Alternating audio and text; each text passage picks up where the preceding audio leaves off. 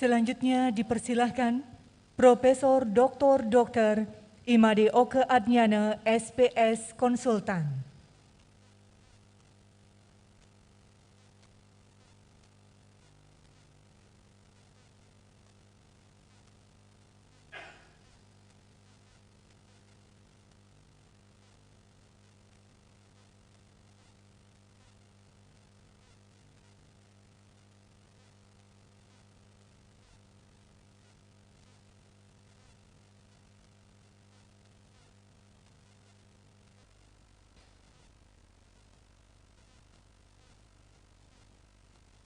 Om Swastiastu.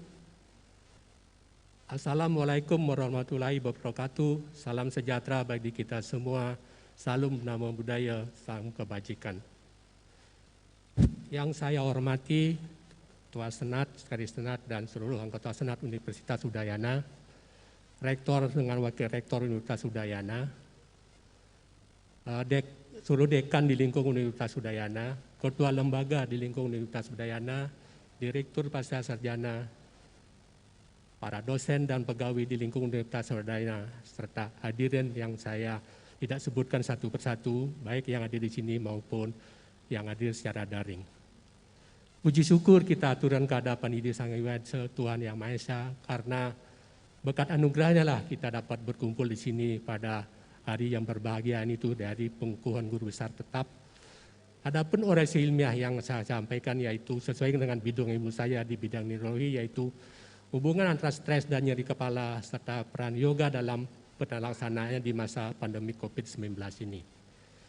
Topik ini saya pilih kenapa? Karena pada masa pandemi COVID-19 ini tingkat stres masyarakat kita sangat meningkat. Dan antara stres dan nyeri kepala itu mempunyai hubungan yang timbal balik. Apalagi pada masa pandemi ini, terjadi pembatasan kegiatan-kegiatan masyarakat, di mana masyarakat lebih sering tinggal di rumah, maka yoga adalah merupakan satu pilihan yang tepat, karena dengan yoga, para penderita bisa melakukan terapi sendiri di rumah. Hadirin yang sangat hormati, apa yang dimaksud dengan nyeri kepala? Nyeri kepala adalah nyeri yang dirasakan mulai dari daerah orbital sampai daerah tengkuk atau leher. Secara umum, pembagian nyeri kepala bagi dua, yaitu nyeri kepala primer, di mana nyeri kepala tidak didapatkan adanya lesi struktural di intrakranial. Sedangkan nyeri kepala sekunder, yaitu nyeri kepala yang dijumpai adanya suatu lesi struktural. Jadi di sini ada penyebabnya. Bagaimana kita membedakan apakah ini nyeri kepala primer atau sekunder? Untuk itu kita cari dengan gejala-gejala yang disebut dengan red flag, tanda bahaya, kita bendera merah. Apa aja tanda bahaya itu? Tanda bahaya itu bisa kita dapatkan dari anamnesis maupun pemeriksaan fisik. Dari anamnesis misalnya adanya suatu tanda-tanda infeksi, yaitu tanda panas atau fibris. Kalau ada suatu gejala fibris, kita harus curiga apakah ini ada infeksi di intrakranial, misalnya suatu meningitis, baik oleh virus maupun bakteri atau virus COVID-19 ini. Sedangkan di ekstrakranial yaitu infeksi di THT, di saluran napas, saluran pencernaan maupun saluran kemis. Red flag yang lain yaitu apabila kita jumpai satu nyeri kepala yang bersifat kronik progresif, atau nyeri kepala yang kita dapatkan pada orang tua pertama kali dan sangat hebat, itu pasti nyeri kepala sekunder. Atau nyeri kepala yang dapatkan suatu defisit neurologis, itu pasti nyeri kepala sekunder. Pada penderita dengan nyeri kepala sekunder harus kita lakukan pemeriksaan penunjang untuk mencari kausanya, apakah pemeriksaan laboratorium atau pemeriksaan radiologi. Nyeri kepala primer yang sering dijumpa adalah yang pertama adalah tension type headache, yang kedua migrain. Ya, tension type headache ini tiap orang pernah merasakannya. Ya. Bagaimana mekanisme nyeri kepala? Nyeri kepala muncul apabila ada struktur peka nyeri terangsang. Apabila struktur peka nyeri yang terangsang yang terletak di 2/3 bagian anterior, itu akan diantar oleh cabang nervus 51 menuju ke nukleus trigemini spinalis atau disebut dengan trigemini cervical complex. Sedangkan rasa nyeri yang berasal dari 1/3 bagian posterior akan diantar oleh cabang nervus spinalis C1, C2, C3 juga menuju ke trigemina cervical complex. Dari sana rasa nyeri akan diantarkan sampai ke pusat nyeri yang lebih tinggi, ke korteks maupun ke pusat emisi yaitu sistem limbik. Apakah kita langsung merasakan nyeri kalau ada rasa nyeri? Belum tentu. Karena apa? Karena kita juga tubuh mempunyai suatu modulasi descendant, yaitu modulasi descendant, slide-nya, yaitu modulasi senen, di mana di sini modulasi senen atau inhibisi ini adalah berperan untuk menghambat aktivitas dari trigeminal cervical complex tersebut. Nyeri kepala akan muncul apabila ada gangguan dalam hal modulasi ini. Hadirin yang saya hormati, apa saja faktor pencetus nyeri kepala tersebut? Faktor pencetus adalah bisa nutrisi, hormon, cuaca, dan yang paling sering adalah suatu stres psikologi.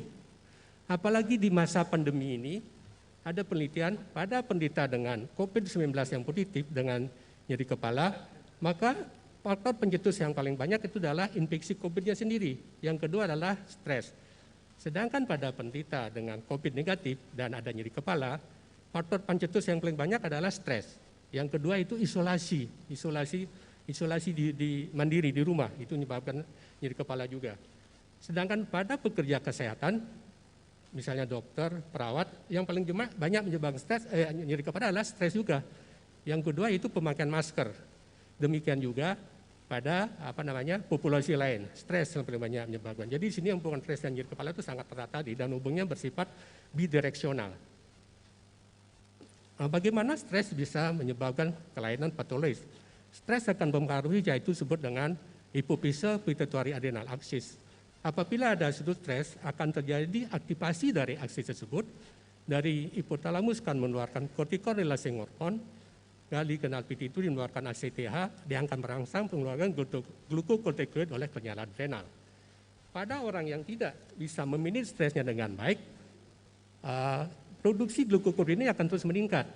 Tetapi pada orang yang bisa memanage stres dengan baik, pada konsentrasi glucocorticoid tertentu akan terjadi umpan balik yang negatif untuk menyetop dengan terjadinya pengeluaran glucocorticoid tersebut.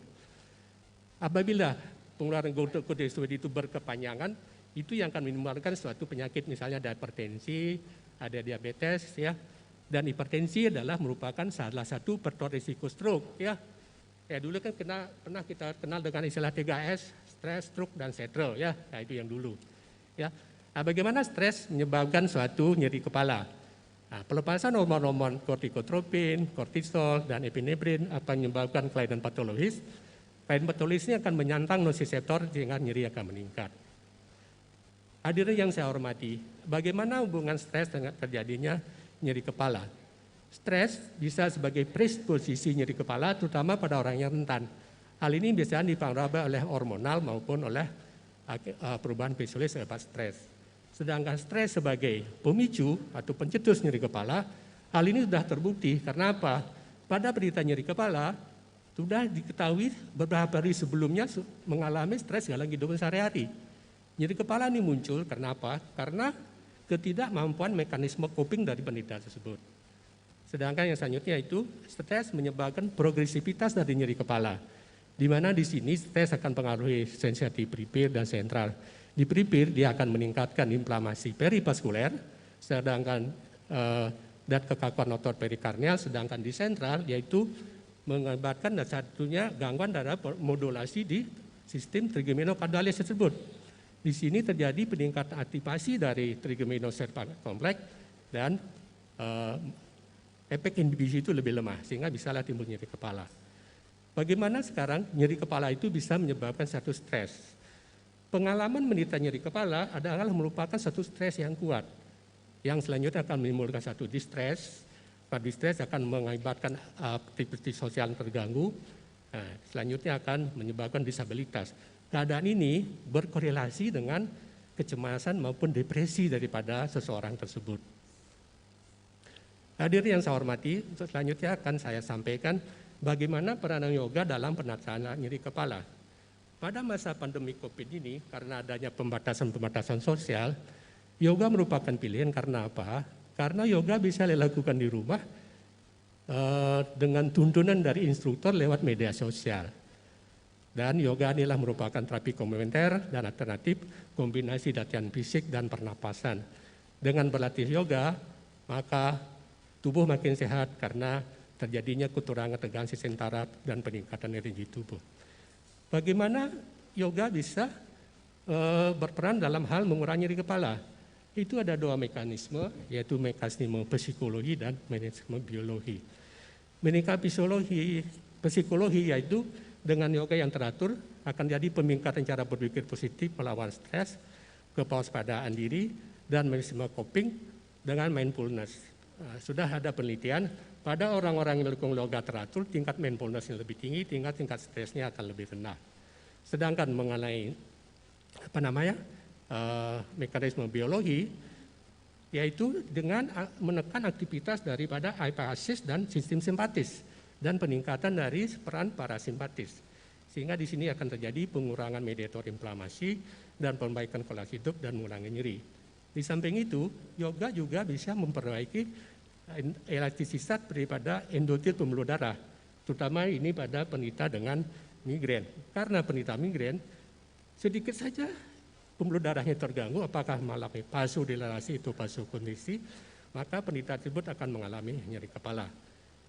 Itu orasi yang saya sampaikan, dan pada kesempatan ini juga saya mengaturkan terima kasih yang sebesar-besarnya kepada Menteri Pendidikan dan Kebudayaan, Menteri Pendidikan, Riset dan Teknologi, Bapak Dirjen yang telah menyetujui usulan guru besar saya, ya.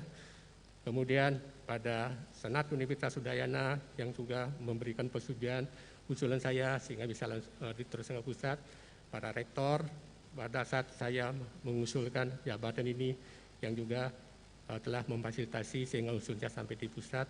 Kemudian pada dekan Fakultas Kedokteran pada saat yang mengusulkan kenaikan jabatan ini yang banyak membantu memberikan support atau dukungan sehingga usul saya bisa disetujui. Kemudian pada Direktur Rumah Sakit Tangga, kemudian pada teman-teman sejawat di Departemen Neurologi yang juga banyak membantu saya dalam desain angka kredit.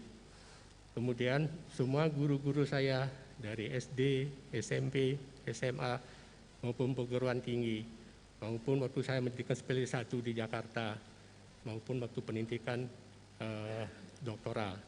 Khusus pada guru saya waktu saya pertama kali diterima di Departemen Neurologi, yaitu almarhum Profesor Dr. Igusti Ngurah Gede Ngurah, yang telah memberikan saya dasar-dasar ilmu neurologi, serta Dr. Wayan Kondo sebagai saraf konsultan, Dr. Ana Bagong Rasnoharto sebagai saraf konsultan, serta para promotor saya waktu menempuh pendidikan S3, yaitu promotor Profesor Dr. Ana Agung Rakus Dewi sebagai saraf konsultan, promotor Profesor Dr. Dewo Putu Gede Purwo Sematra sebagai saraf konsultan, promotor 2 yaitu Profesor Dr. Insinyur Dewo Ngurah Suprapto MSc. Beliau ada di sini, terima kasih Prof. Dewo. Prof. Dewo ini adalah merupakan provokator dan tanda kutip terhadap saya untuk menempuh pendidikan S3.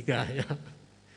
Demikian juga ucap terima kasih khusus saya berikan kepada Profesor Dr. Gawan Alani yang sekarang ini beliau menjabat Wakil Rektor 1 yang telah banyak membantu saya pada saat saya penelitian di Malang. Dan ucap terima kasih yang sebesar-besarnya khusus kepada kedua almarhum orang tua saya yang telah mendidik saya, ya, menyayangi dan mendoakan.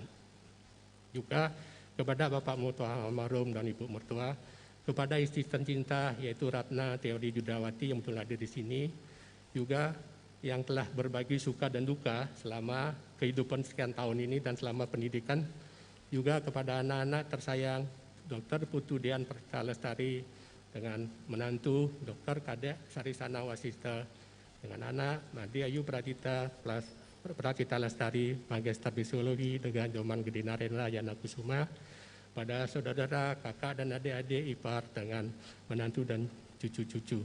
Juga ucapan terima kasih saya sampaikan pada residen di Departemen Neurologi yang juga banyak membantu dalam hal penyusunan angka kredit ini. Kemudian kepada semua pihak yang tidak bisa sebutkan satu persatu juga saya ucapkan terakhir. Dan terakhir pada panitia pengukur guru besar ini yang telah mempersiapkan acara ini dengan sangat baik dan sampai saat ini sampai berjalan lancar. Saya tutup orasi saya ini dengan Pramasanti. Om Santi Santi Santi Om. Wassalamualaikum warahmatullahi wabarakatuh. Salam sejahtera kita semua.